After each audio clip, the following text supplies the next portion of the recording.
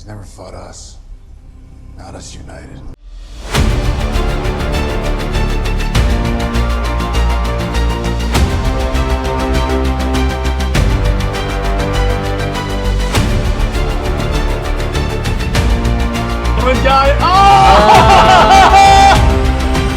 My favorite moment in the entire... Maybe I should complicate this before I start speaking here. Hey, what's up, everyone? Welcome to Comics League. I'm Jared. So this is Indie Wednesday, but this is going to be a different Indie Wednesday because while I was planning on doing Savage Volume 2 this week, a couple of friends of mine, Andre from the Nicotina Show, happened to release Project Justice League. And I wanted to talk about that because it's amazing. So you may be wondering, what is Project Justice League? So all of us are big Zack Snyder DC fans. So for the moment, and it looks like these movies aren't getting released anytime soon. And Zack has been very public on what his storyboards are and released the original group of storyboards when it looked like the Snyder Cut was not coming out or something like that. So what these guys did, and it's Nicotina, Dawson, ACS, and Ryan Zieverfeld, and a lot of members of the community came together and they made a motion comic that is basically an animated movie that picks up from Justice League Part 2, from the end of Zack Snyder's Justice League, and completes the arc. In other words, they basically made an animated movie that is essentially depicting the storyboard story, complete with narration, music from the movies, voice acting for all the characters, and original art. It looks amazing. I watched it many times, and oh my gosh, is it great. So we're going to talk about that today. So I'm just going to pull it up here.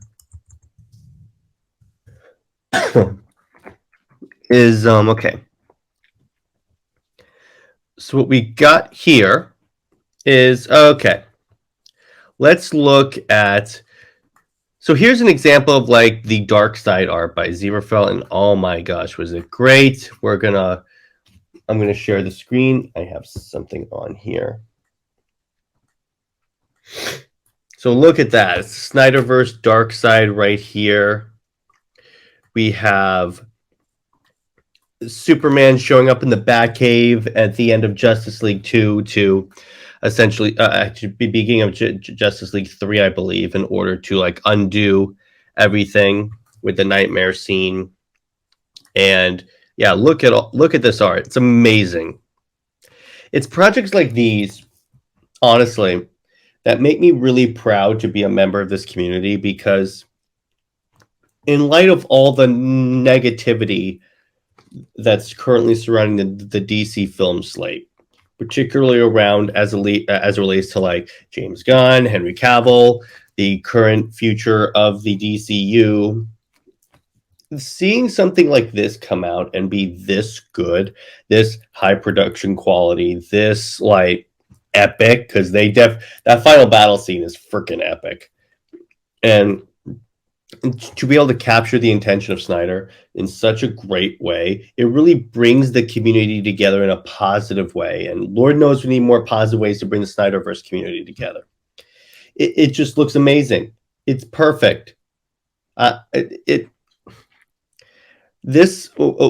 could literally do is, if you want to do a marathon, Man of Steel, BVS, Zack Snyder's Justice League, and then just watch Project Justice League, and you're good to go the whole story. Do I still want to have this in live action with Zack? Absolutely. But in the meantime, I'm sated for right now, so I can watch this as many times as I wish. But oh my gosh.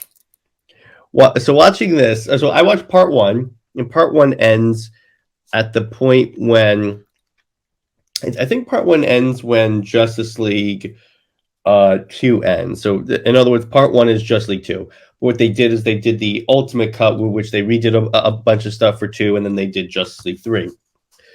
The whole thing, because the last battle, spoiler alert, they bring in like everyone that's ever, they bring Blue Beetle, Dr. Fate, Shazam, and like Supergirl. There's Batgirl. There's so many DC characters because at this point in the final battle, Zack would have access to like a wide range of characters, not just the Justice League, that I guarantee you would be showing up in the Nightmare scene. So it's so watching this, and so I think what's interesting about this project too is it's basically I call it a Thanos project. What do I mean by that? So Warner Brothers for the longest time was like, we're not going to restore the SnyderVerse. We're not going to do these two movies. So the fans were like, fine, I'll do it myself. They reach in and they make the story. So it came out like this, and it's fantastic. The story's epic. I've gone over the Snyder storyboards pretty much before, but I'll go over them briefly. The art is solid. These characters look exactly like essentially animated versions of the actual actor, so that helps. And so much great stuff. So the story is basically after Justice League Part 2, Lex starts assembling the Legion of Doom. They go after the Justice League members. They kill them. They kill most of them. They kill Aquaman and Wonder Woman. Cyborg is badly wounded. Superman is turned evil because Darkseid kills Lois Lane. And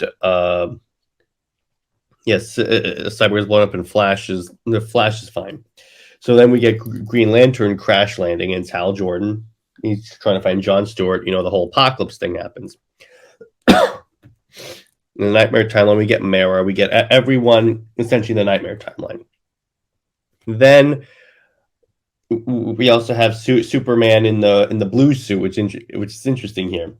So their plan is to basically pull a flashpoint, go back in time and tell something to Bruce so he'll listen to Lois Lane, because this whole thing started because Bruce was not listening to Lois Lane.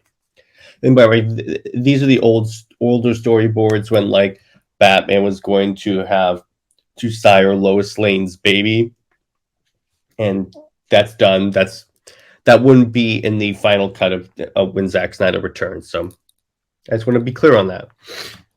But essentially, Flash goes back in time. It works, and essentially the League goes to war. And what's cool, what they did, what was he pitched in Project Justice League, is because when they go back to the time, Superman's still in the black suit.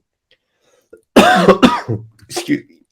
When he goes back to the blue and red suit, they sort of harken back to the Snyder Cut thing where Superman's in the ship. He hears his father's talking to him, and then he hears Lois go, "This means something." It's all that gives them hope. He emerges in the blue suit and just rockets up.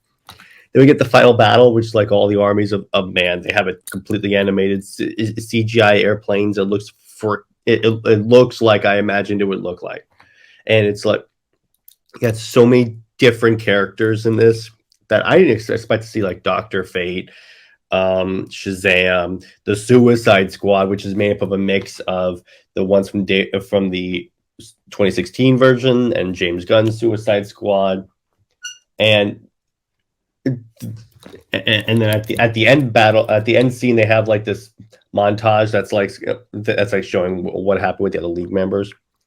And then what's cool is that they have this scene at the UN, which is supposed to be like Batman's funeral, and it's got like all the characters like Black Adam, Supergirl's there, Sasha Kaye, Supergirl. So yeah, they put a lot of work into this, and it shows. It definitely shows that this is a high quality production, and I definitely recommend it for any fans of epic Justice League storylines or SnyderVerse fans. And I'm going to drop a link to it in the description of this review, so you guys can go check it out. Anyway, stay at work, everyone, and I will see you in the next in the Under Two Capes episode. And by the way, this Saturday we are doing a New Year's Eve stream with the boys for a couple of hours. We're going to hang out and ring in the new year, so come check that out. Stay at work, everyone. Bye bye.